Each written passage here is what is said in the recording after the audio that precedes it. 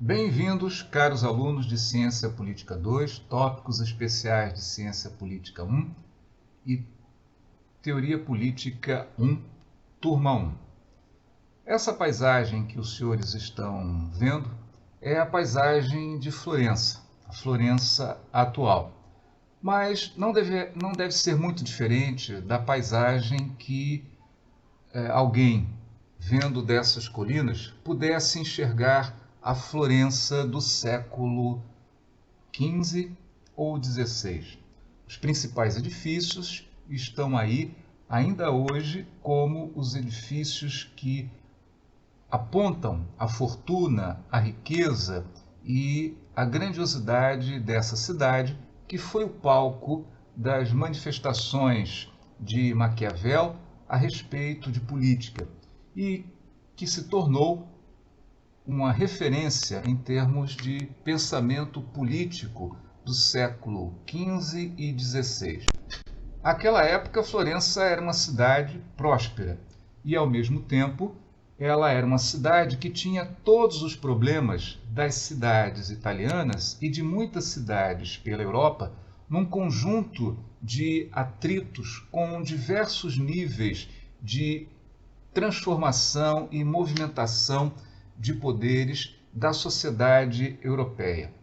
As cidades italianas, com o aumento da riqueza, e principalmente Florença, cuja elevação da renda e da riqueza de alguns grupos sociais é bem mais antiga do que o período das Cruzadas, como eu havia me referido anteriormente, para a Europa como um todo, e começa provavelmente no século X, Florença é uma cidade muito próspera e essa prosperidade, esse enriquecimento, fez com que, sob diversas formas, a luta entre as oligarquias ou aristocracias locais, os condes e marqueses ao redor da cidade de Florença, tivessem que lidar com uma oposição de mercadores ou do povo organizado pelas lideranças que eram as pessoas ricas da cidade e que, por vezes, a aristocracia ou oligarquia tinha que lidar com o poder desses grupos enriquecidos da cidade de Florença que disputavam o poder. Por outro lado, a cidade de Florença também era ambicionada pelo papado, por um lado, e pelo império, ou seja, pelo imperador do Sacro Império Romano-Germânico.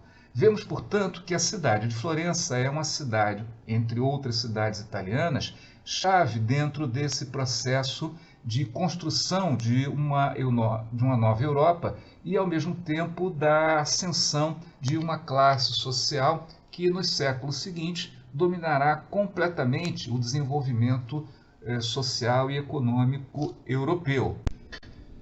Especificamente em Florença, nós vamos ver que os mercadores ricos tomam o poder em suas mãos, criando governos paralelos, que basicamente vão assumindo um controle da cidade e, sob uma forma de república, criam as condições para que esses mercadores possam controlar a cidade a partir das instituições existentes. Dentro desses grupos mais poderosos, eleva-se algumas famílias, como a família Medici, que passa a controlar a vida da cidade de forma subreptícia, ou seja, por baixo dos panos. Embora as pessoas saibam a respeito desse controle, na verdade, a aparência, a formalidade da organização da cidade leva a uma ideia de república, mas uma república em constante tensão com exatamente essa superioridade de uma família determinada e também a tensão entre a população mais geral e esses agrupamentos mais ricos da cidade de Florença. Temos, portanto, aí um exemplo de como as coisas se desenvolviam politicamente e a complexidade do processo político na cidade de Florença. Antigos aristocratas versus comerciantes ricos que se apossavam do poder, famílias poderosas que assumiam o controle subreptício da cidade e o conflito mais geral com o povo, além, evidentemente, de Florença ser um palco também de disputa entre o imperador e o Papa. A magnificência da cidade de Florença revela exatamente a necessidade que esses novos grupos têm de afirmar o seu poder, construindo para a cidade referências que os colocavam à frente, né, do processo e da liderança. É um momento, principalmente no século XIV, em que o humanismo já está definitivamente construído dentro das concepções da cultura italiana e, posteriormente, da cultura europeia. Assim, as artes, a ciência, o saber antigo volta a ser valorizado como uma espécie de oposição às formas e aos valores dos domínios construídos durante a Idade Média, ou seja, a autoridade aristocrática e a autoridade eclesiástica, principalmente do Papa, são contrapostos, de certa maneira, a essa nova condição de autoridade mundana, temporal, da riqueza. E esse conflito generalizado cria algumas das condições de magnificência dessa cidade na arquitetura, na pintura, na literatura e etc. A época de Maquiavel, é bom que a gente entenda, ele nasce em 1469, se eu não me engano, é a época também em que, em outros lugares da Europa, um conjunto de filósofos, de pensadores, de pessoas, indivíduos que começam a entender a vida europeia como uma vida que deve ser transformada, que deve ser modificada.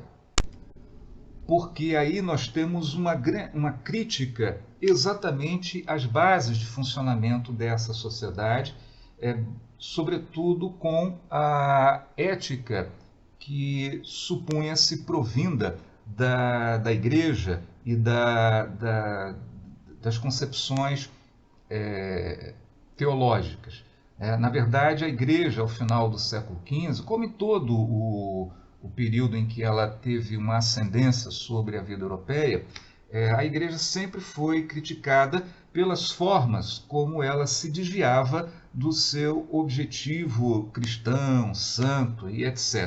Assim, a gente vai encontrar, não só na Itália, mas fora dela também, alguns autores, como, por exemplo, Erasmo, né, o Erasmo de Roterdã, que tem uma obra muito conhecida pelo elogio da loucura.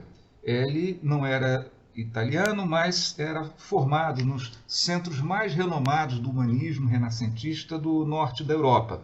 A essa época, as concepções italianas já haviam se espraiado por outros lugares europeus. Ele advoga a razão humana, né? E, ao mesmo tempo, ele ataca o espantalho do fanatismo. É um dos aspectos mais interessantes porque cria a ideia e a concepção de que o homem tem o livre-arbítrio e que a razão deve ser o fundamento para as decisões humanas e que isso está acima das instituições e das autoridades. É, portanto, um plano fundamental para a fundamentação de um certo individualismo. E ele, interessante, utiliza a sátira dos costumes para especialmente atacar a Igreja, embora seja um padre agostiniano. Em outro ponto do norte da Europa, nós vamos encontrar Thomas More, ou Thomas Moro. Né? Ele é, digamos assim, mais conhecido pelo fato de ter feito aquela obra Utopia. Mas ele era também um político inglês que não aceitou a separação da Igreja da Inglaterra com a Igreja de Roma. E, num certo momento em que isso fica evidente para o rei Henrique VIII, ele tinha que assumir a posição. Ou está do lado do rei, para fazer o rei o chefe da igreja anglicana, da igreja da Inglaterra, ou ele mantém a sua ligação com Roma. Por um certo período ele ficou em silêncio, não tentando se meter, mas por outro, ele acabou sendo degolado porque não consentiu, ou pelo menos não deu o seu assentimento, a sua concordância para isso. Esse é o retrato de Erasmo, que, como eu disse a vocês, era um padre agostiniano formado em centros do humanismo renascentista na Europa do Norte. Ele era um crítico extremamente mordaz da Igreja, porque a considerava completamente podre, necessitando de reformas e reformas profundas. E não se tratava, digamos assim, de questões meramente administrativas, tratava-se mesmo da própria ética com que a igreja, os padres e as autoridades superiores da igreja lidavam com a questão cristã. Inclusive o fato de que muitos desses príncipes da igreja, cardeais e bispos, também eram senhores feudais, tinham grande afeição pelos seus poderes temporais. Havia bispados, como eu falei a vocês, na Europa Central, e isso criava, digamos assim, uma certa competição, porque, sendo autoridades também temporais, também tinham ambições temporais de competição com os príncipes. E, apesar de ser a favor de reformas, ele não aderiu ao protestantismo. As razões específicas por que não fez, vocês podem pesquisar na vida de Erasmo. Mas é interessante notar que a sua forma de protesto estava basicamente vinculada a uma crítica à ética da própria igreja. Inclusive, ele foi importante na formação do Thomas More, ou seja, aquele outro inglês de que eu falei exatamente nesse momento. Como padre agostiniano, ele viveu por toda a Europa, né? Ele não tinha, digamos assim, uma visão de fronteiras como nós temos hoje, né? Ele via a Europa como um campo para todas as pessoas irem de um a outro lugar. Essa ideia de fronteira para pessoas migrarem, saírem de um lugar para o outro, é uma coisa bastante recente da criação do Estado centralizado. Mas naquele momento, século XIV, XV, início do XVI, isso não tinha uma força muito grande na Europa. Inclusive, ele promove, né, exatamente essa ideia de uma Europa sem fronteiras. Né? Erasmo, ele é um dos fundadores do pensamento ocidental moderno. Ele tem as concepções que vão embasar muitas das transformações pelas quais a Europa ocidental vai se agarrar para retirar as bases, os valores e as ideias medievais das ações e das instituições num processo que vai durar vários séculos. Esse retrato, por sua vez, é de São Tomás Moro, ou São Tomás Moro. Exatamente, Tomás More tornou-se santo da Igreja Católica exatamente pela sua recusa em fornecer qualquer tipo de auxílio para a separação da Igreja da Inglaterra da Igreja Romana. A sua obra principal, que vocês sabem, é Utopia, né? Que é a vida numa cidade onde as pessoas buscam prazer sem, de maneira alguma, causar males às outras pessoas. Essa ideia dessa cidade está bastante identificada, ou pelo menos associa-se bastante, à ideia de Platão de Atlântida, onde as pessoas são racionais, onde as pessoas têm também os seus limites e, ao mesmo tempo, cria, digamos assim, uma uma ideia de que é possível utilizar a experiência racional e uma ética em que todos podem participar e conviver de uma maneira sadia, e por isso, né, ele é considerado o arauto da liberdade de pensamento e de religião, porque não perseguiu na Inglaterra aqueles que discordavam do rei, da sua utilização da religião, e, ao mesmo tempo, ele produziu uma obra em que a utopia, né, um lugar, digamos assim, que propriamente não existe, mas que é um lugar factível, se as pessoas puderem usar a razão, usar o conhecimento, usar a experiência intelectual para produzir uma nova vida. Ao mesmo tempo, ele tinha, digamos assim, como pendores religiosos, ele introduz nesse processo racional a ideia da providência divina, a ideia de um Deus que cuida das pessoas, né? E justamente isso é perceptível através do uso dessa razão. Por isso que Thomas More também tem digamos assim, uma participação muito importante na formação de concepções da razão, do fundamento da razão para a criação de um mundo melhor, e nesse sentido ele também faz parte da formação, da base de alguns dos valores que serão desenvolvidos mais abertamente a partir de um certo momento. Inclusive a ciência, embora ele não fosse um cientista, né, nem fosse alguém que pesquisasse qualquer fenômeno físico, né, ou natural, ele, através da sua racionalidade, ele produziu as circunstâncias e as condições para que se pudesse, de certa maneira, construir esse mundo racional, científico, que no século XVI, sobretudo no século XVII, passa a influenciar cada vez mais os destinos da construção da cultura e da crítica desse mundo ainda medieval.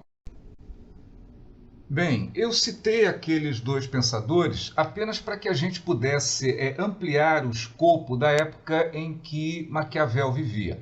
É claro que a Itália era o centro desse processo. Entretanto, na época em que Maquiavel nasceu e viveu, essas condições intelectuais já haviam se espalhado por toda a Europa e adquirido autonomia em vários lugares europeus.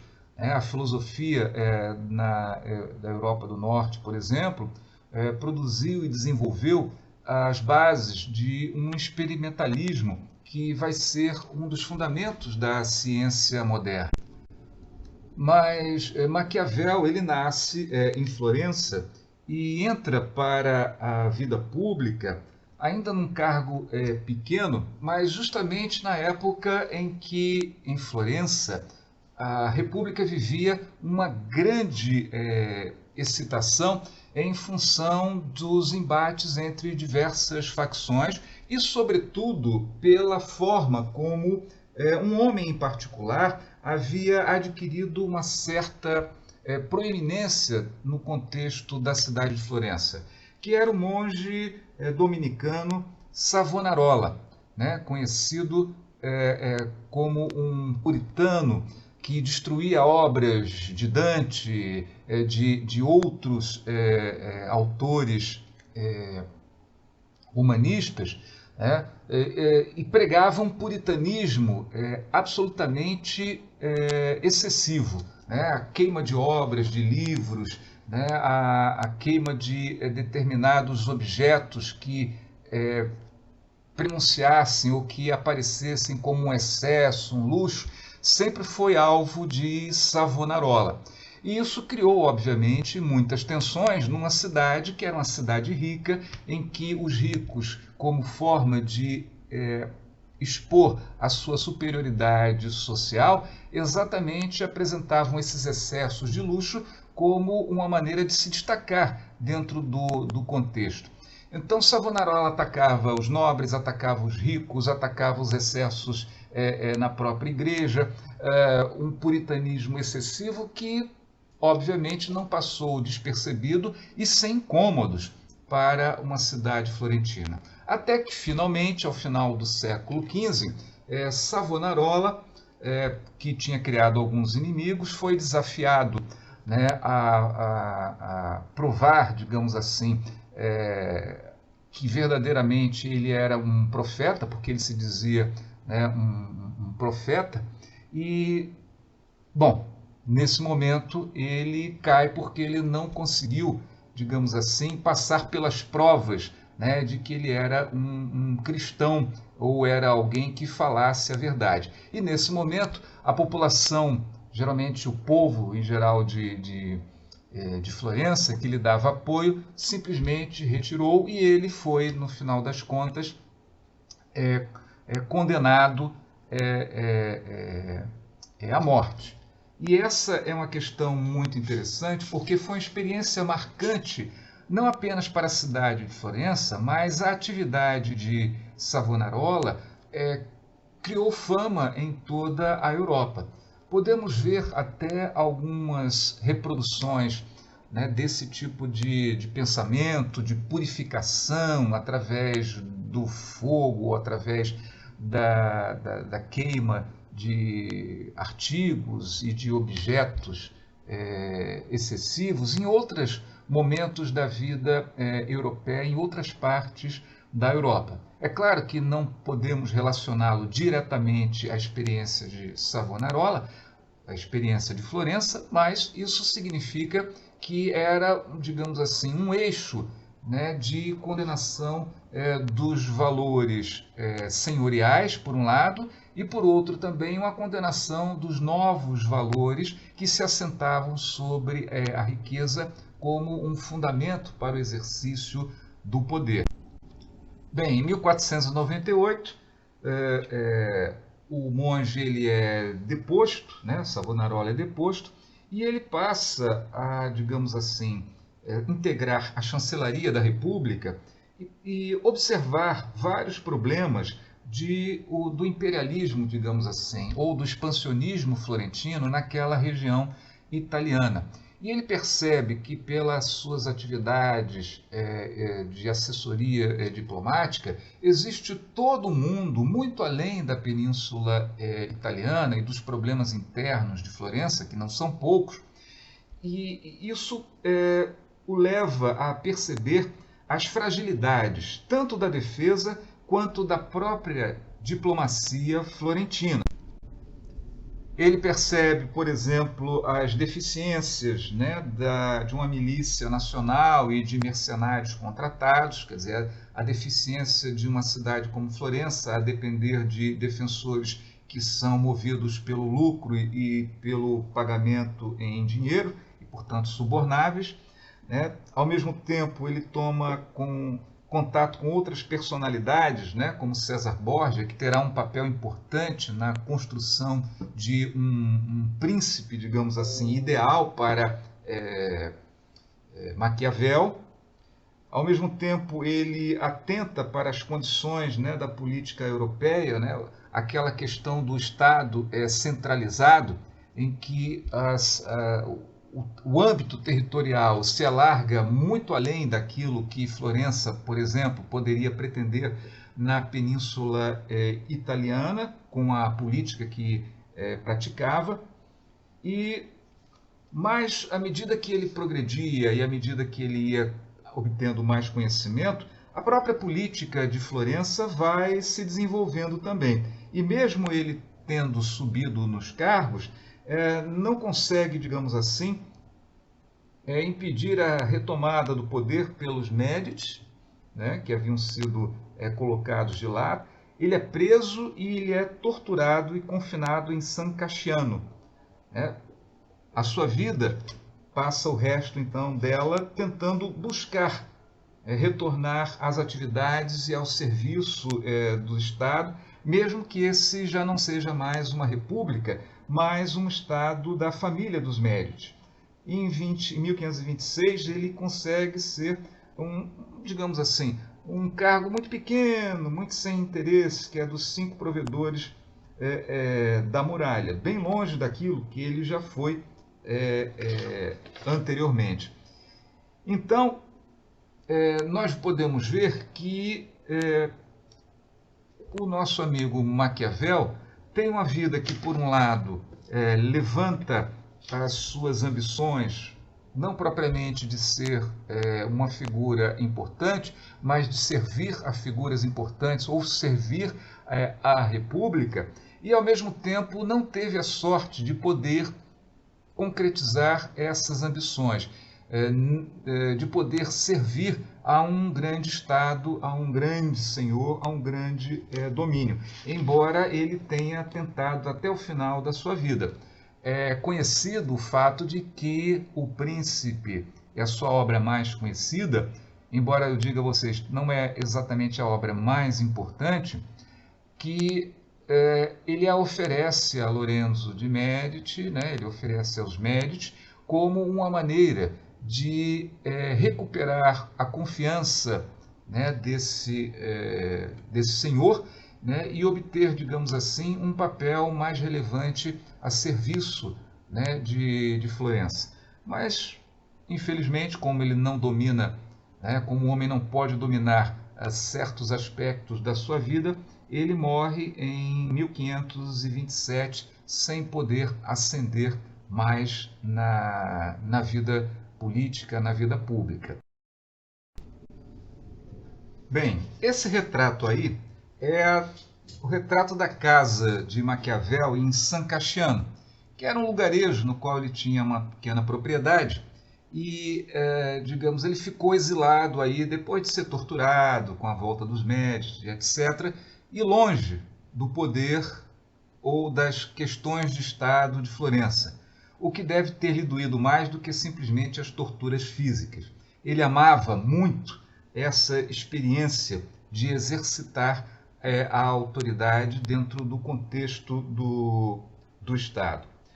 Dizem que Maquiavel, né, tem um discurso que revoluciona a filosofia política, né, ou a ciência política, criando, na verdade, a ciência política ao redirecionar a conclusão sobre as razões, os objetivos, né, e os meios das ações políticas. Né. A posteridade, né, aqueles que sucedem Maquiavel, que passam a ter acesso a Maquiavel, consideram que ele tem um pensamento realista e cru, né, em que a moral dos homens da política é diferente da moral que se origina no pensamento cristão ou em qualquer ética absoluta. É interessante notar que, apesar dessa conclusão da posteridade, ou seja, dessa visão de que Maquiavel inaugura esse pensamento realista, de que a política tem a sua própria medida, é bom que a gente veja que Maquiavel também é produto de um desenvolvimento dos séculos anteriores. Dante Alighieri, praticamente 2 séculos antes, já tinha uma compreensão da política como alguma coisa separada das formas e das razões pelas quais os homens atuavam em outras áreas da sua existência. Aquela obra, né, de Dante Alighieri, né, Monarquia, mostra exatamente a ideia de que papado e império têm, digamos assim, 2 funções diferentes nesse âmbito dos homens. O papado tem uma função de salvar almas, de orientar os homens para a salvação, trabalha num plano espiritual. Já o imperador, né, trabalha num plano temporal. A ideia, né, de um imperador, de um chefe acima de todos, era a maneira pela qual Dante Alighieri via a necessidade não meramente da unificação do mundo cristão face às ameaças, de um lado, dos turcos, né, que pressionavam Constantinopla, ou dos árabes, que através da Península Ibérica pressionavam pelo Ocidente a Europa cristã, mas a ideia de que, para se evitar os conflitos inevitáveis das podestades, dos poderosos, daqueles que se sentiam e tinham um poder localizado e frequentemente entravam em conflito, trazendo uma ameaça à vida e ao sossego e à tranquilidade das pessoas, que a existência de uma autoridade superior, quem ele punha, né, como sendo o imperador, significava um papel a ser exercido dentro da cristandade, mas muito mais do que isso, para toda a humanidade. Ou seja, seria um benefício, né, segundo Dante Alighieri, que a humanidade tivesse uma única autoridade superior para evitar os conflitos entre os pequenos potentados, né?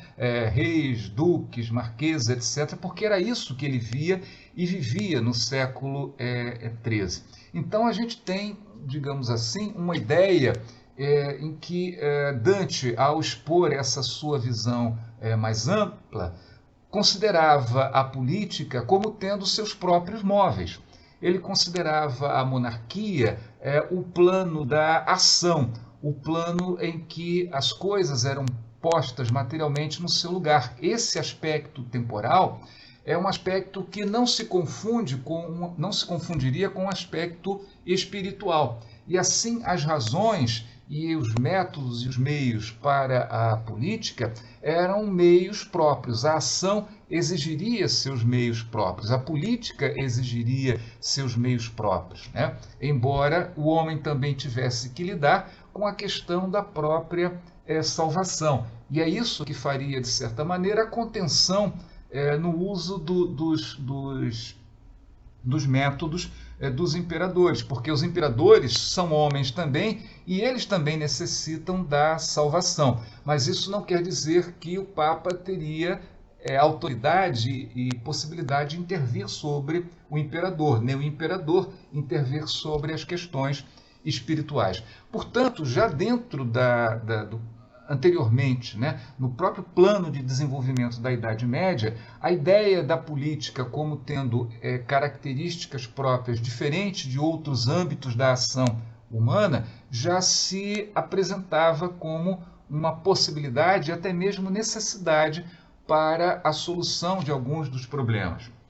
E mais do que isso, muitas pessoas veem a forma como Maquiavel escreve como algo absolutamente inovador. Entretanto, é bom que a gente considere que Maquiavel não é o único a escrever dessa forma, pontuando determinados problemas e levantando as questões relativas a ele e apontando, né, as soluções naquele caso, fazendo comentários sobre aquele caso especificamente, reunindo vários casos e colocando dentro de uma visão mais ampla. Essa característica literária, né, a respeito da política, ela nasce muito antes de Maquiavel, justamente no momento em que as cidades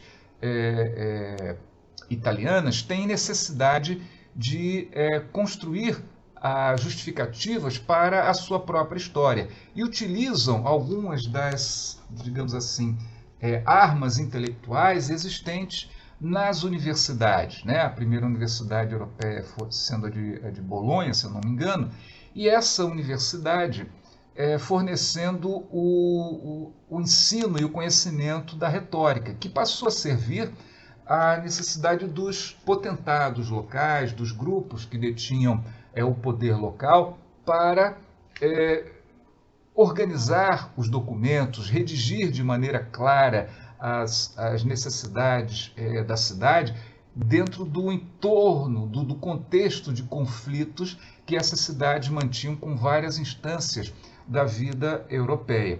Mas essa característica, ou seja, essa capacidade de clareza que encontrava fundamento na retórica, né, ensinada nas universidades, foi evoluindo ao longo do tempo, para, de um lado, o elogio, né, dos potentados, das suas qualidades, elogiando a república, elogiando um príncipe, elogiando um grupo social, e às vezes fazendo posteriormente ainda comentários sobre o papel de certas características de desenvolvimento de uma determinada cidade, a influência da riqueza, o quanto a ética deveria organizar a atividade principesca ou dos dirigentes da cidade.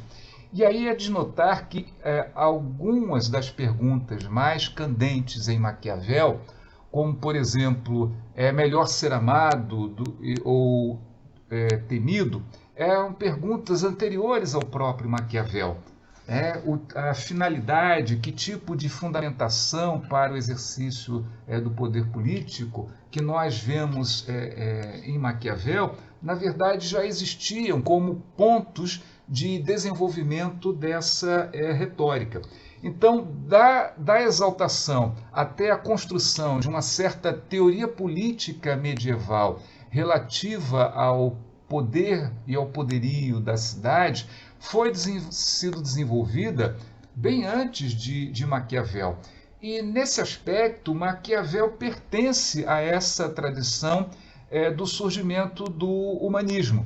Ele, na verdade, estilisticamente e do ponto de vista dos problemas, ele não inova. O que ele inova, por certo, é o fato de que, de maneira crua, sim, de maneira realista, ele aponta a forma como, de fato, historicamente, os poderes existentes naquele momento em que ele vivia, no período imediatamente anterior e na antiguidade, agiam para desenvolver e para afirmar o seu poder. Nesse sentido, aí ele entrava em contradição com vários desses autores anteriores que tinham o mesmo estilo de Maquiavel, porque esses autores anteriores acabavam torcendo, digamos, as suas conclusões para fazê-la convergir para o discurso majoritário, o discurso geral, que era o discurso de uma ética cristã, embora a prática efetiva dos potentados e dos poderes não convergisse para as aplicações ou para as recomendações dessa ética cristã. E nesse sentido é que Maquiavel inova, porque ele, de fato, ele rompe com essa ideia de concluir por aquilo que já estava estabelecido. Mas temos que entender, por sua vez, que Maquiavel vivia numa época diferente dos autores anteriores. Ele vivia uma época de ruptura. Savonarola, as tentativas bem-sucedidas de eliminar a República de Florença e os pruridos puritanos de Savonarola, as maneiras como em toda a Europa pipocavam as contestações à Igreja, tudo isso estava, digamos assim, numa situação muito mais tensionada do que estava com os autores anteriores. Além disso, aquele pensamento que eu mostrei de maneira bastante larga a vocês, com relação a Erasmo e Thomas More, mostram que a Europa já vivia a necessidade de mudar alguns paradigmas intelectuais. E isso é uma questão fundamental, que obviamente impacta Maquiavel, apesar dele ainda viver intensamente a estrutura de vida e de valores da Península Itálica.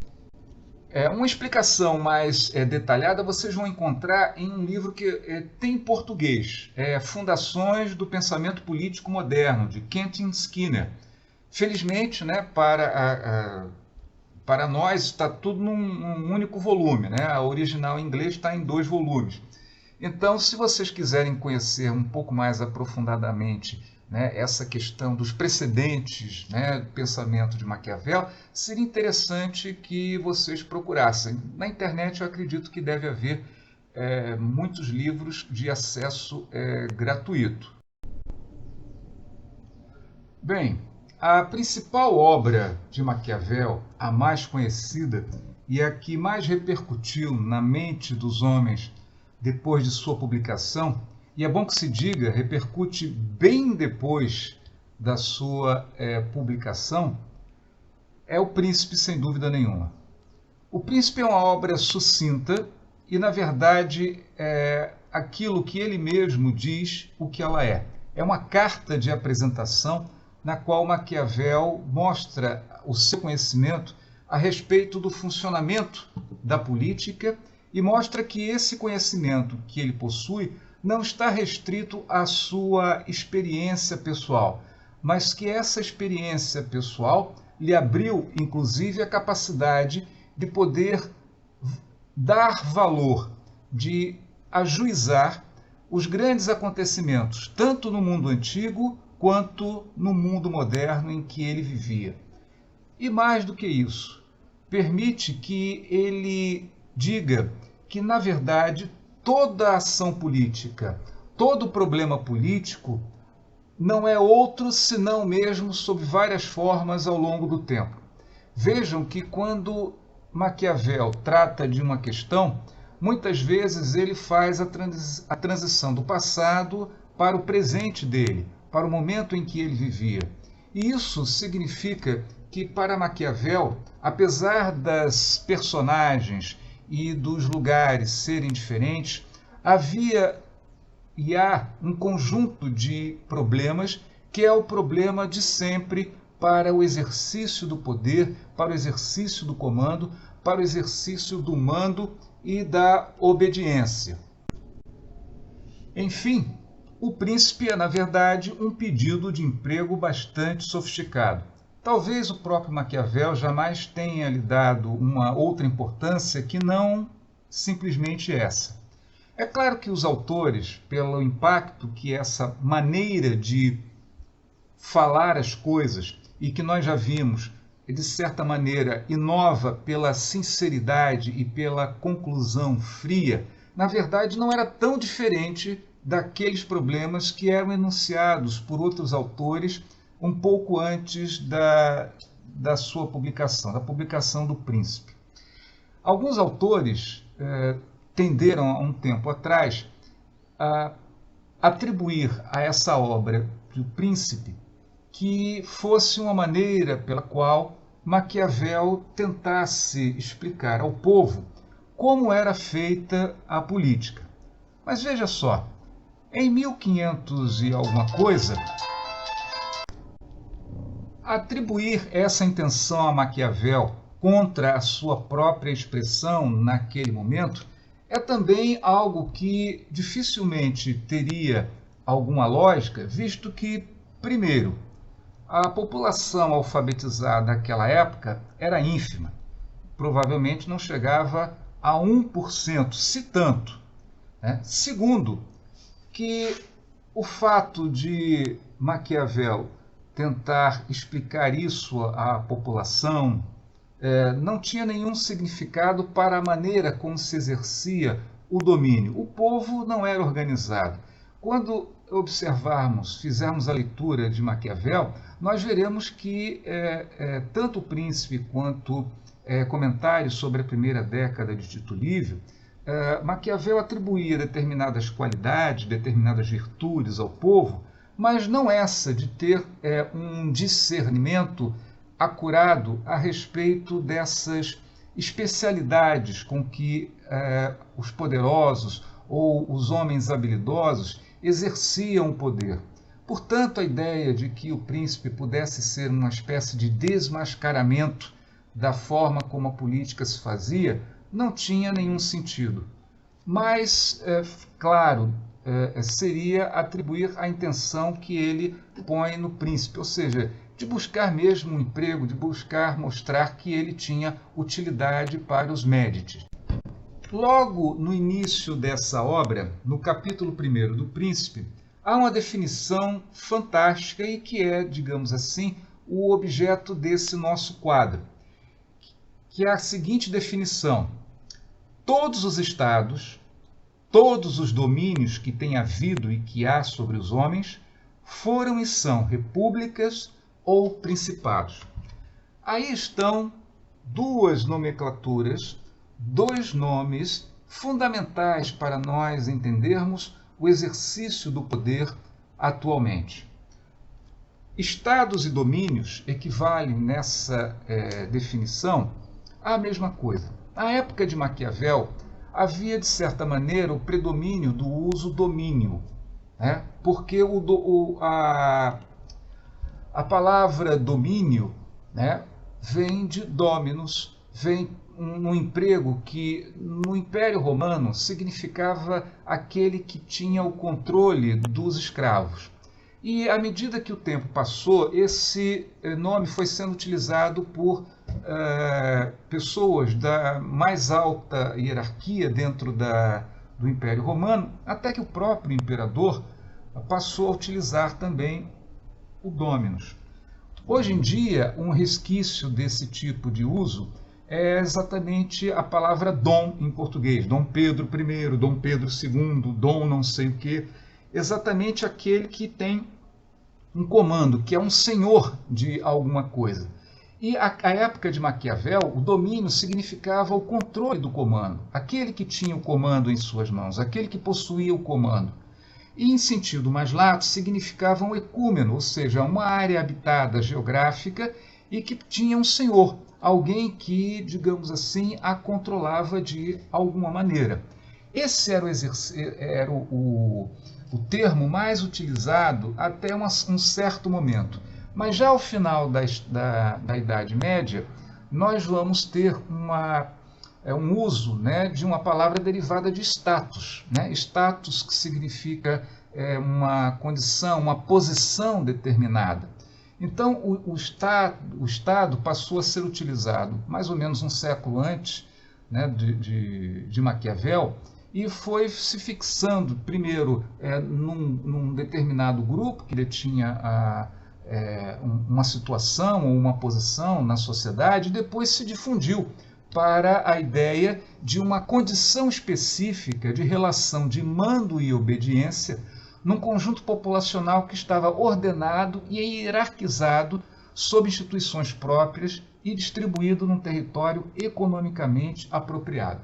O que significa isso? Que o Estado, na verdade, é essa condição. É uma espécie de fotografia na qual você observa os grupos sociais, você observa as relações entre eles, você observa a relação desses grupos com a apropriação das riquezas desse território e como os diversos elementos humanos se organizavam entre si para poder, digamos assim, apropriar-se dessa riqueza, fazer a sua defesa e, ao mesmo tempo, distribuir ou concentrar o controle desse processo. O Estado, portanto, era exatamente essa condição, essa posição generalizada das coisas, umas em relação às outras. E Estado foi sendo utilizado cada vez mais, e, obviamente, Maquiavel tem um papel muito importante no domínio que passou a ter a palavra Estado para uso com relação a reino, a domínio, a toda forma de exercício de um poder numa relação específica, abrangendo todas as características do sistema político. Então, esse sistema político passou então a ter esse nome Estado. O sistema político em geral passou a ser caracterizado exatamente com esse nome de Estado.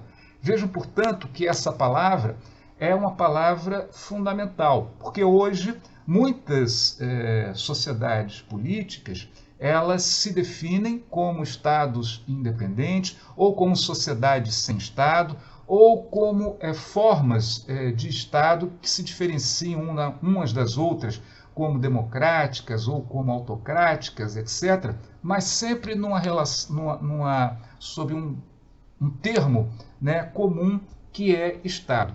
Portanto, essa definição de Estado O uso dessa palavra, essa definição, ela foi tomando corpo, tomando forma e foi dominando o vocabulário das relações políticas, enquanto o domínio ficou sendo um recurso cada vez menos utilizado e atribuído basicamente a uma situação de um estado dinástico, ou a pessoas que tinham um domínio, um controle sobre um determinado território, mas que era um domínio menos oficial e mais, digamos assim, de dignatário, hereditário de alguma área, do que propriamente um controle.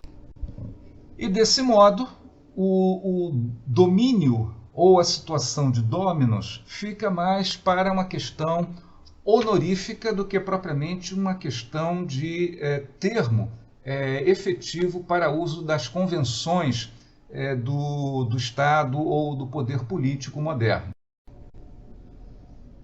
Bem, uma comunidade política ou Estado, como vimos, ele, na verdade, está fundamentado sobre duas coisas. Primeiro são as condições físicas naturais. Para Maquiavel, isso de forma nenhuma é alguma coisa secundária. As condições físicas da natureza de um determinado grupo que ocupa uma área montanhosa, uma área de vales, ou ocupa uma área mista, que tem facilidades na produção de alimentos, ou que tem o controle sobre determinadas passagens de populações de um lado para outro de um determinado continente ou área geográfica, tudo isso influi para Maquiavel em muito, bastante, para moldar as condições de uma comunidade política. É certo que isso não é absolutamente suficiente, mas é um aspecto fundamental que abre muitas possibilidades para os grupos que estão em condições naturais vantajosas. Facilidades na produção de alimentos, facilidades no acesso a matérias-primas e ao comércio. Há um conjunto imenso, bastante característico, proporcionado pelas condições naturais, que ajudam e moldam a maneira como os territórios, inclusive, são adquiridos e incorporados ao patrimônio de uma determinada população, de um determinado senhorio. Até mesmo o Brasil, por exemplo, pode servir como uma maneira de esclarecer isso. Nós vemos que no nosso mapa político nós temos uma penetração bastante grande através da Amazônia, justamente porque há uma facilidade pelo rio Amazonas de interiorização de expedições para firmar digamos assim, as bases de uma apropriação territorial. Por outro lado, as características do outro lado, do oeste da América Latina, América do Sul, tem logo de início na costa oeste uma grande cordilheira que é um elemento de dificuldades, embora não impeça a passagem de pessoas, mas dificulta, né? De tal maneira que nós podemos observar que, além disso, a grande concentração da riqueza exatamente nessa cordilheira fez com que os espanhóis praticamente se dedicassem a incorporar essas riquezas, essas populações, e esqueceram um pouco as planícies que não estavam, digamos assim, a oferecer grandes vantagens, pelo menos pelo que eles sabiam. E isso permitiu que um país menos dinâmico, mais pobre, menos poderoso como Portugal, aos poucos fizesse uma incorporação dessas áreas que eram relegadas a um segundo plano pela realeza espanhola, concentrando-se naquelas áreas mais dinâmicas e ricas das cordilheiras andinas.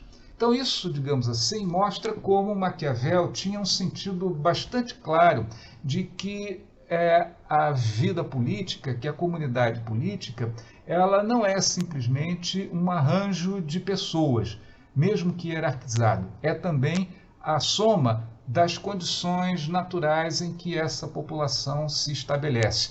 Inclusive, isso entra na própria descrição do ordenamento do Estado. O Estado não está infenso a uma definição em que as suas características também dependem das características naturais nas quais aquele Estado existe.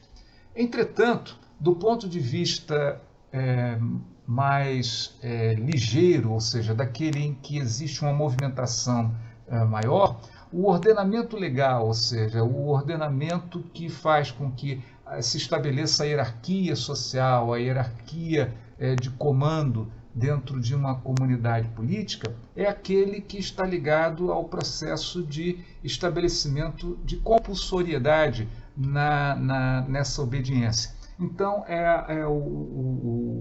a definição de quem tem as armas, definição do que são as distribuições ou os direitos de cada agrupamento populacional,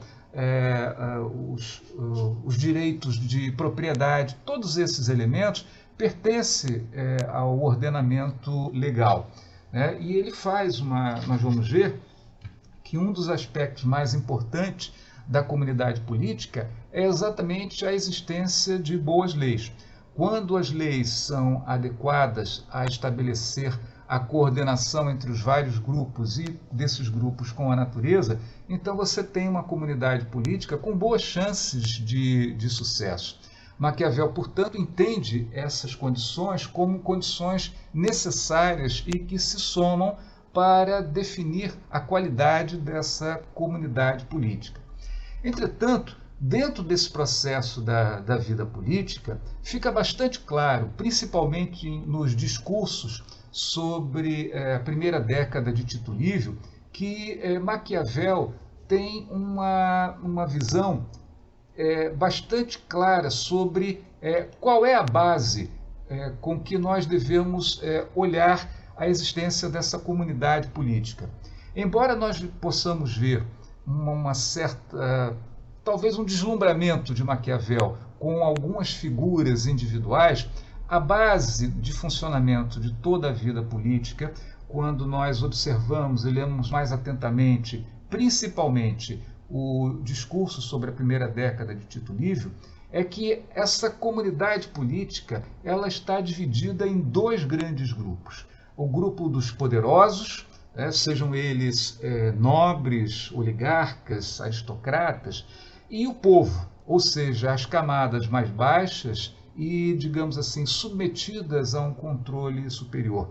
Toda a comunidade política, para Maquiavel, ela tem essa divisão primordial, esse elemento fundamental. Então, o oligarca, o aristocrata, os ricos e o povo, o populacho pobre, a massa, muitas vezes, digamos assim, até mesmo miserável, constituem dois polos que dinamizam essa vida política. É necessariamente o embate entre esses dois elementos que provoca todo o contexto de transformações e mudanças, inclusive influenciando o próprio ordenamento legal num primeiro momento. Mas é preciso que a gente diga também que quando a gente fala nessa divisão, essa não é uma divisão que Maquiavel tenha descoberto. Na verdade, essa divisão ela é bastante antiga, desde os escritos gregos e mesmo em Aristóteles, que vocês devem ter visto na Ciência Política 1, ele já mostrava que a dinâmica da cidade ou das cidades, a relação, digamos, de alteração do tipo de regime político de cada cidade estava intimamente ligada à relação de conflito entre os grupos de poderosos e também a população. Se vocês leram a Política de Aristóteles, vocês vão ver vocês devem ter visto, na verdade, que Aristóteles ele descreve como muitas vezes o povo revoltado com a ambição dos grupos superiores acabam por cometer digamos assim, o que nós poderíamos chamar de crimes, expulsando os poderosos da cidade, matando os seus filhos e das formas mais incruentas, como, por exemplo, fazendo o gado passar por cima das crianças, né, e dos seus filhos, ou queimando essas pessoas vivas. E, por sua vez, quando os poderosos conseguem, através dos seus relacionamentos, inclusive fora da cidade, conseguem retomar o poder, fazem coisas igualmente tétricas, né, e violentas contra o próprio povo. Então, essa relação de dinâmica entre dois grupos opostos é algo que Maquiavel apreende, inclusive de um conhecimento já bastante antigo. Se observarmos algumas das postulações que Maquiavel faz, nós vamos encontrar esses elementos em Platão, em Aristóteles. Portanto, é interessante a gente observar que Maquiavel é um leitor bastante apurado da história e das consequências de determinadas decisões políticas que indivíduos e grupos sociais tomam num certo momento da história. E o interessante é que ele vê que essas situações são situações que dão uma certa noção cíclica dos problemas da política, ou seja, a política tem um conjunto de problemas próprio que necessita de soluções e condições específicas para a sua solução e que não pode e não vai encontrar remédio em outras áreas que não a questão do concurso e da competição entre aqueles que estão na luta pelo poder, seja entre os grupos, sejam entre indivíduos. Então, uma das questões fundamentais para a gente ter em mente é exatamente essa visão de Maquiavel, que a dinâmica de qualquer comunidade política, mesmo de um principado, onde a figura do indivíduo, do líder, ela é destacada, ela vai se fundamentar na necessidade, por exemplo, do príncipe observar os poderosos e o povo com lentes apropriadas a cada um. O fato de serem dois grupos sociais que se opõem faz com que o príncipe tenha que ter, muitas vezes, uma política pendular e sempre de olho nas características próprias de cada um deles. É claro que, digamos assim, essas características elas vão ter uma história específica dependendo de como se desenvolveu a história de cada comunidade. Mas, em geral, os problemas, em lato sensu, são praticamente os mesmos. E os fundamentos deles, exatamente esses dois níveis da sociedade, de uma comunidade política. Bem, alunos, esse quadro vai nos propiciar a ideia, né, não totalmente definida, né, não todas as ideias que Maquiavel possui a respeito do povo, mas nos dará, de certa maneira, uma visão que ele tem sobre várias condições do papel que o povo pode exercer no quadro de uma vida política. A primeira característica que nós vemos nesse quadro é a de que o povo deseja adquirir liberdade para não ser degradado. Essa é uma das questões mais interessantes, porque ela mostra a oposição e o desejo do povo nesse cabo de guerra que ele mantém com os poderosos.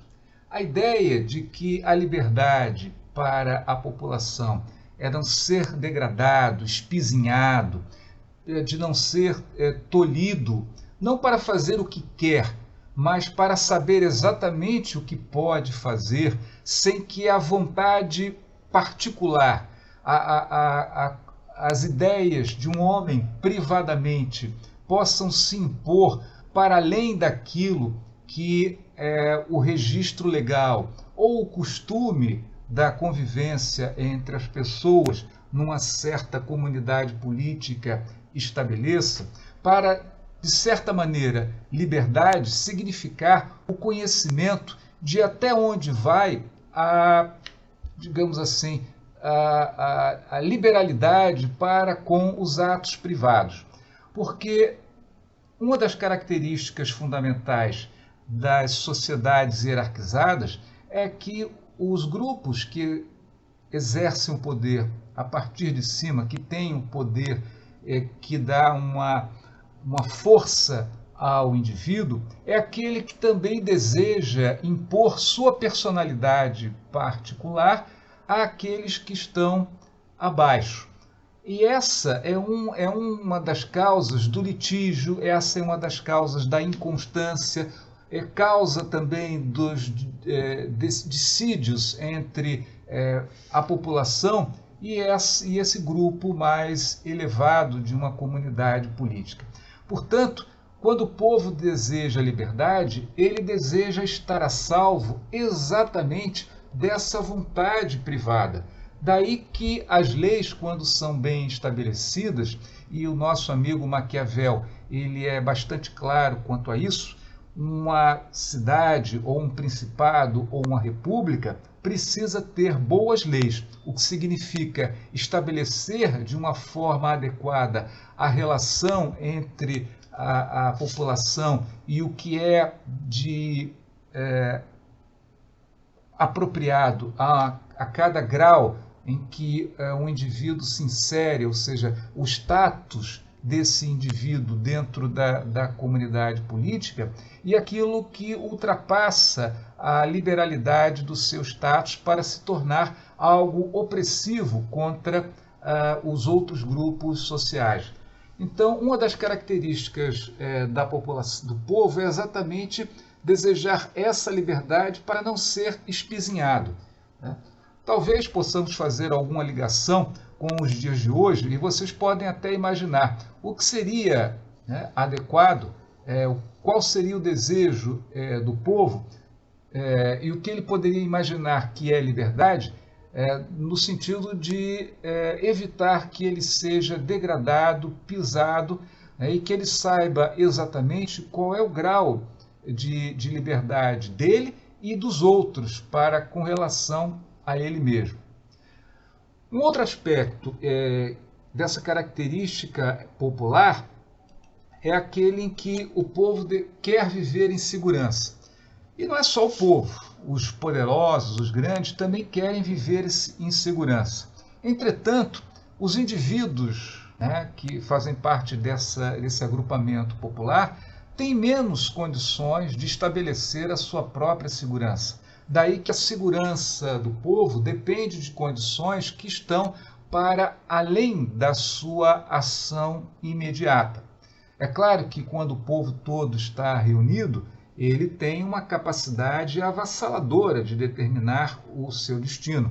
Mas isso não é uma condição, digamos assim, que se apresente continuamente de maneira costumeira. É muito, digamos assim, incerto esse tipo de momento. Assim, viver em segurança tem uma relação com aquele fato anterior, ou seja, de que a população deseja uma liberdade, deseja não ser degradada. A segurança significa exatamente estabelecer que padrão, qual é a medida em que ele detém determinados direitos, sejam eles econômicos, sejam eles com referência ao seu status social. A ideia de segurança é uma ideia que vai se constituindo ao longo do tempo, exatamente numa relação que é uma relação insegura, interpessoal, em que geralmente aqueles que estão numa posição acima buscam exercê-la de maneira absolutamente pessoal e não através de um complexo mediador das leis e das regulamentações sociais. Daí porque é muito comum que o povo deseje e faça apelo às leis, porque é a maneira pela qual os indivíduos, cada um do povo, pode encontrar algum tipo de anteparo ao poder de um indivíduo de uma classe, de uma categoria social superior.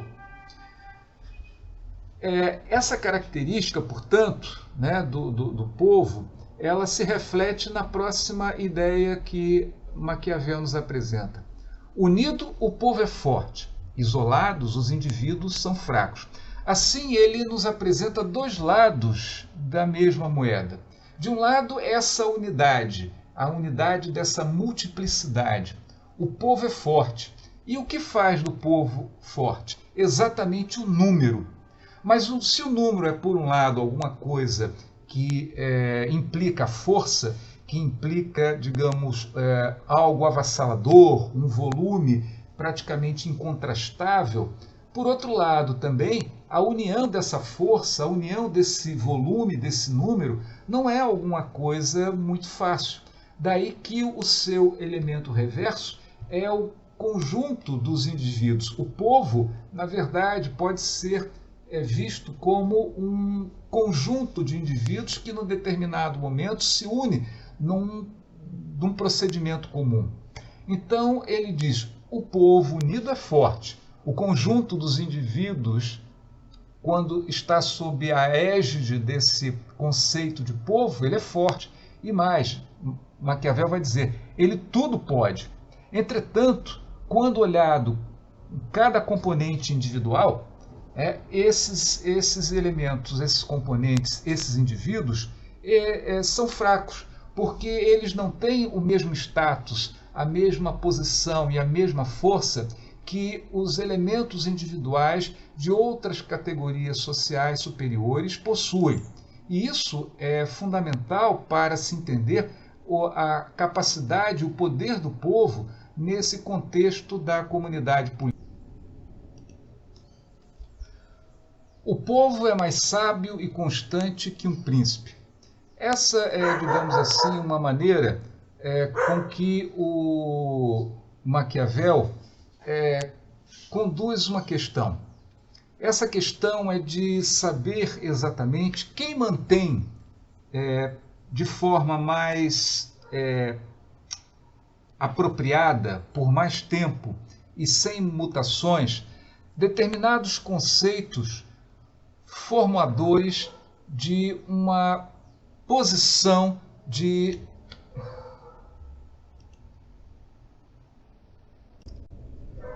estabilidade nas relações políticas dentro dessa comunidade política. Ora, um príncipe, ele está sempre sujeito a uma espécie de cabo de guerra dentro de condições que o cercam imediatamente. É uma personalidade. Por mais que o príncipe esteja elevado dentro das categorias sociais, ele é um homem também. E ele tem todas as fraquezas que qualquer homem tem, inclusive a de poder ser enganado, a de ser, digamos, seduzido por alguma coisa. O povo, por outro lado, tem aquela característica que nós apontamos antes. O povo é um coletivo, é o somatório de muitos indivíduos. E esses indivíduos, eles não agem em uníssono, como um cardume de peixe, por exemplo, em que todos mudam praticamente imediatamente de posição. Ao contrário, né, à medida que determinadas ideias elas vão tendo, digamos assim, uma mutação, o povo tem uma certa capacidade de reter, de conter, de amenizar, de atrasar esse processo de transformação. De tal maneira que é a isso que se refere, na verdade, o nosso amigo Maquiavel. Essa constância é um aspecto interessante, porque nos lugares onde se constitui uma boa lei, e isso agrada ao povo, isso estabeleceu uma certa liberdade e uma estabilidade social, o povo guarda com mais zelo essas características. E no momento em que um príncipe se acha seduzido por alguma ideia, o povo a mantém por mais tempo e até, digamos assim, pelo resultado benéfico que isso produz, torna visível ao príncipe que ele deveria saber conservar determinadas leis ou ideias ou condições. Então é interessante, porque dizer que o povo é mais sábio e constante que um príncipe justamente por essa característica de ser um ente coletivo e um ente que, digamos, guarda com mais tradicionalismo as ideias que são implementadas e que fizeram, de alguma maneira, sucesso e estabilidade numa comunidade política. Outro aspecto interessante que nós podemos ver quando Maquiavel fala do povo é quando ele diz que a pobreza, quando não é discriminada, fornece homens de valor. Ele se reportava a episódios específicos da República Romana, descritos no discurso sobre a primeira década de Tito Livio. E isso significa que quando você tem uma comunidade política em que está envolvida na grandeza geral da comunidade, quando os homens não tentam partilhar, destacando uma parte para si, se aproveitando do resultado das ações e da atividade da própria comunidade, ou seja, quando não torcem para si mesmos, para os indivíduos, aquilo que é um valor para a comunidade, por certo, essa comunidade se vê com mais unidade. Então, quando a sociedade ela não concentra em alguns homens um destaque especial, mas observa o valor de todos, qualquer que seja a sua posição dentro da sociedade, isso significa que homens pobres, pessoas das classes menos favorecidas, e pobreza aqui não significa necessariamente miséria, não significa uma necessidade impossível de ser sobrepassada, não significa necessariamente ser fome, significa basicamente não ter o fausto, o luxo como objetivo e como modo de vida. Pobreza, portanto, implica um certo grau de igualdade e de equalização. E a pobreza, quando ela não é discriminada, ou seja, quando ela não é, digamos, colocada como um elemento de deterioração das relações dentro da comunidade política, todos os homens podem contribuir para a grandeza dessa comunidade. Essa foi a lição que Maquiavel tirou da leitura dos antigos, porque em certo momento da República Romana, ela não era tão rica e tão, digamos assim, faustosa como se tornou posteriormente e quando as distâncias sociais aumentaram. E todos os homens mostravam o seu valor e nenhum deles queria se sobrepor à comunidade política, impondo a si mesmos como indivíduos sobre a comunidade como um todo, mesmo que sob algum tipo de disfarce. Portanto, essa é a lição de Maquiavel. O pobre, que não significa necessariamente miséria ou a situação de penúria, é alguma coisa que deve ser considerada principalmente numa república, quando nenhum indivíduo deve se elevar acima da própria comunidade, seja através de uma posição que lhe seja criada, seja através de sinais, sobretudo sinais de riqueza exterior. A maior riqueza deve ser a riqueza da comunidade, e aquilo que é comunitário deve ser o de maior valor e de maior impressão. Isso é interessante, né? Porque à medida que qualquer homem de valor pode mostrar os seus serviços à comunidade, ele também vai dizer que, por exemplo, o melhor soldado, seja de um principado, seja de uma república, é o povo. O povo porque ele está afetivamente ligado ou ao principado, ou ao príncipe, ou à casa dinástica, ou então ele está ligado às leis que regem a república. É um laço afetivo que Maquiavel vai, digamos assim, valorizar bastante. Afinal de contas, na medida em que o soldado coloca a sua vida para um determinado objetivo, com que força, com que vitalidade esse soldado vai lutar? Se ele luta por dinheiro, é claro que ele luta pela sua vida e pela boa vida. Ele não vai lutar para morrer, ele vai lutar para viver e gozar uma vida com o dinheiro que ele ganhar. Portanto, esse soldado não será um soldado sólido diante de uma derrota certa ou de um infortúnio que lhe tire a vida e a sua perspectiva de uma vida, se não faustosa, pelo menos melhor que a vida de um aldeão ou de um agricultor.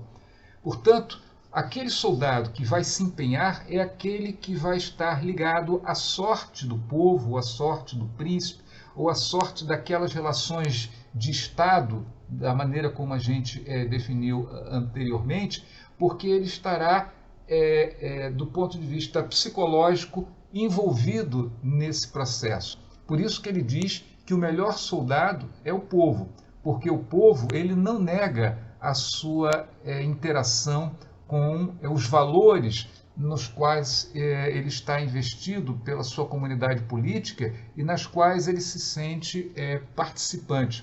Portanto, é por isso que ele escreve em algumas cartas, e também ele defende muito no Príncipe, no discurso, que o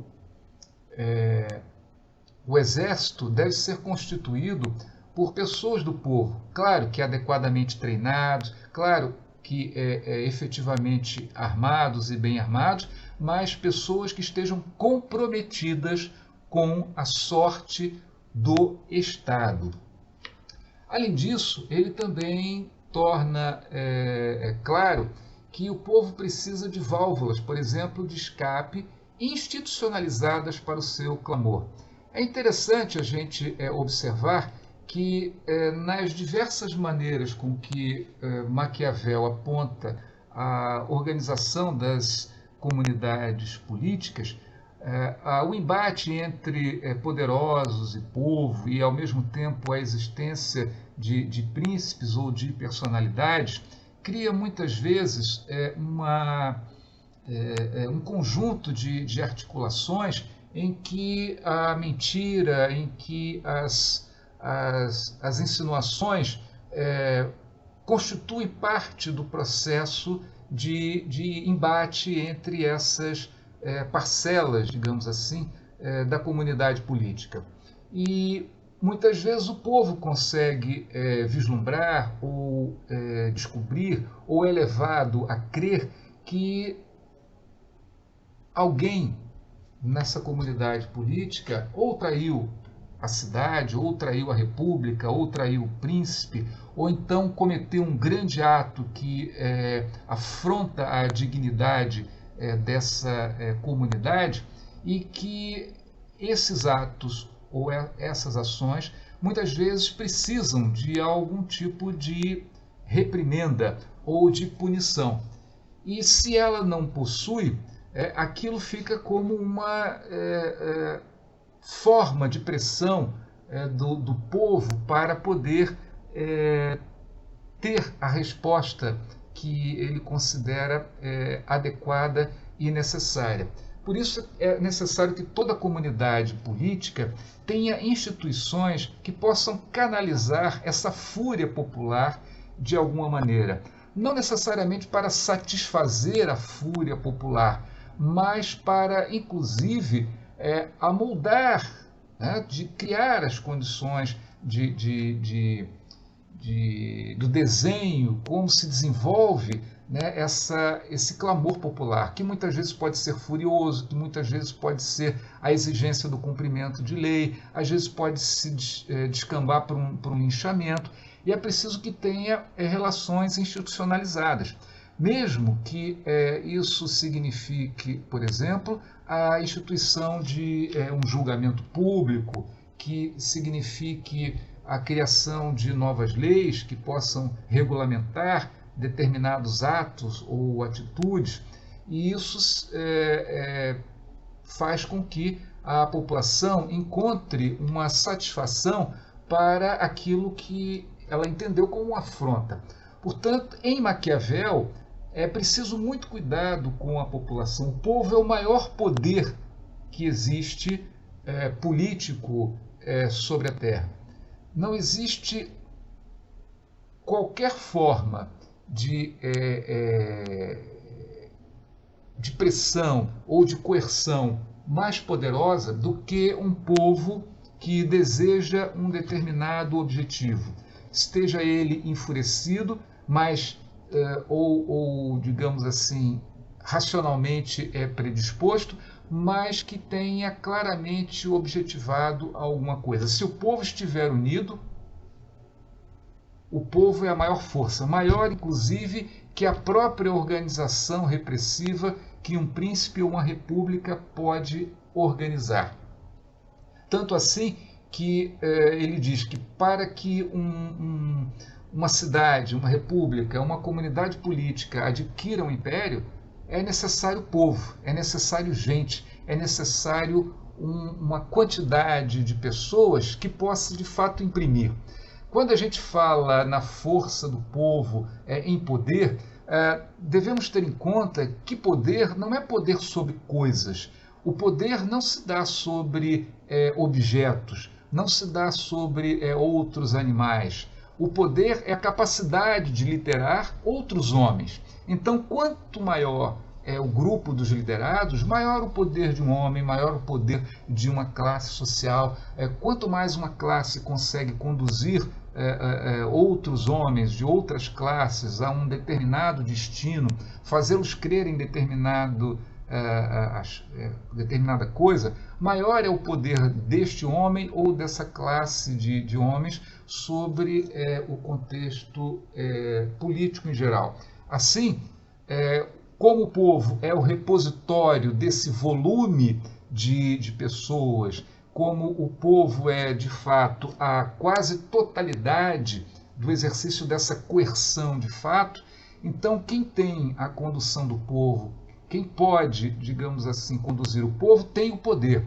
Ou então aqueles que têm medo desse poder do povo, que quando ele é solto, ele muitas vezes pode ser levado para lugares que não eram antes imaginados, tende a fazer com que esse povo seja, de alguma maneira, satisfeito nos momentos em que, como no ponto anterior, ele chega a um momento de clamor, e é preciso, portanto, dar uma satisfação a ele.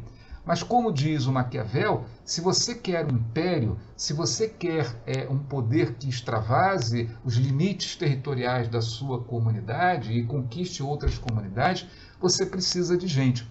Não é à toa, por exemplo, que a China ela sempre foi considerada uma potência, mesmo nos momentos em que ela estava, de alguma maneira, dominada nas suas fronteiras, nas bordas, né, pelo, digamos assim, colonialismo europeu, porque a população chinesa é imensa. Da mesma forma que hoje em dia a população indiana é considerada em si mesmo um elemento de poder. Assim, se você comparar a Índia ou um país populoso com alguns países que têm uma população pequena, embora tenha uma economia grande, o potencial de se ver o poder dessas outras comunidades populosas é muito grande. Então é isso que Maquiavel observa. Povo, número de pessoas, é algo que significa necessariamente poder. Bem, senhores, vamos interrompendo por enquanto e para continuar na próxima aula, e vamos então às perguntas e ideias que vocês têm sobre a aula de hoje.